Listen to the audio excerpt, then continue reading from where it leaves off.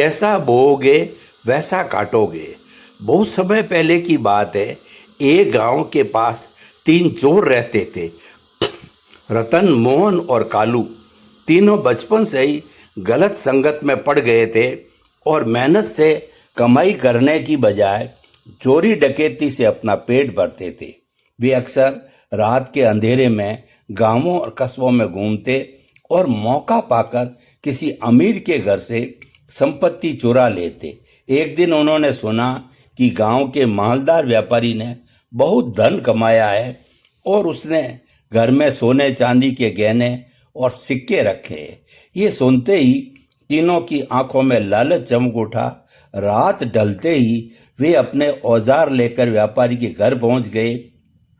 व्यापारी उसका परिवार गहरी नींद में सोया था। चोरों ने बड़ी सावधानी से घर में प्रवेश किया और वहां रखे हुए सोने के आभूषण, चांदी के सिक्के और नकदी सब समेट लिए। जब उनका थैला धन से भर गया तो वे खुशी खुशी जंगल की ओर भाग निकले ताकि सुबह होने से पहले सुरक्षित जगह पहुंच जाए। जंगल पहुंचते पहुंचते भोर होने लगी थी।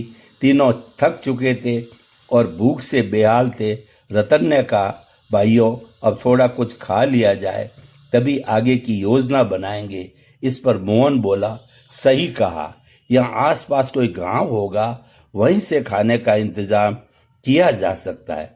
तब कालू बोला, ठीक है, मैं जाकर कुछ खाने का सामान लाता हूँ, तुम दोनों यहीं रहकर इस धन की रखवाली करो। कालू पास के गांव की ओर निकल गया।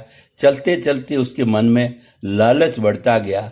उसने सोचा, अगर मेरे ये दोनों साथी मर जाए तो ये सारा धन मेरा हो जाएगा। वो पास के ढाबे में पहुंचा। पहले खुद पेट भरकर खाना खाया, फिर दोपहर का भोजन पैक करवाया, लेकिन खाने में उसने तेज जहर मिला दिया ताकि जब उसके साथी उसे खाए तो तुरंत मर जाए और सारा खजाना अकेले ही उसके हाथ लगे। उधर जंगल में बैठे रतन और मोहन भी बातों बातों में एक षड्यंत्र रच रहे थे।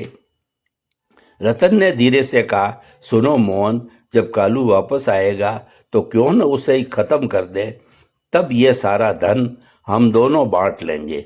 मोहन को यह बात पसंद आई। उसने कहा, ठीक है, जैसे ही वो लौटेगा हम दोनों मिलकर उसे खत्म कर देंगे। थोड़ी देर बाद कालू खाने का थैला लेकर लौट आया।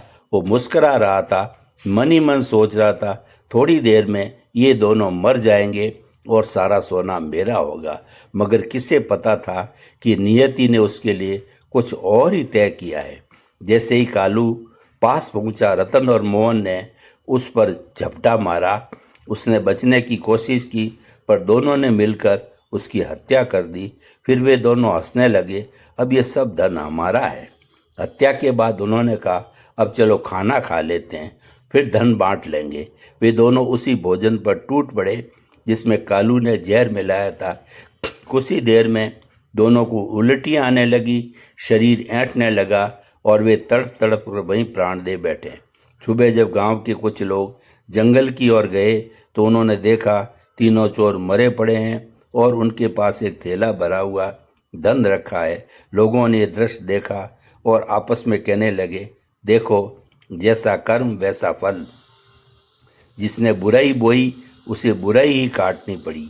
ये कहानी हमें सिखाती है कि बुराई का अंत सदैव बुरा होता है। लालच, धोखा और अन्याय का परिणाम कभी अच्छा नहीं होता। जो दूसरों का बुरा सोचता है उसका अंत भी बुरा ही होता है। इसलिए सच्चाई और ईमानदारी के मार्ग पर चलना ही जीवन का सबसे बड़ा धर्म है।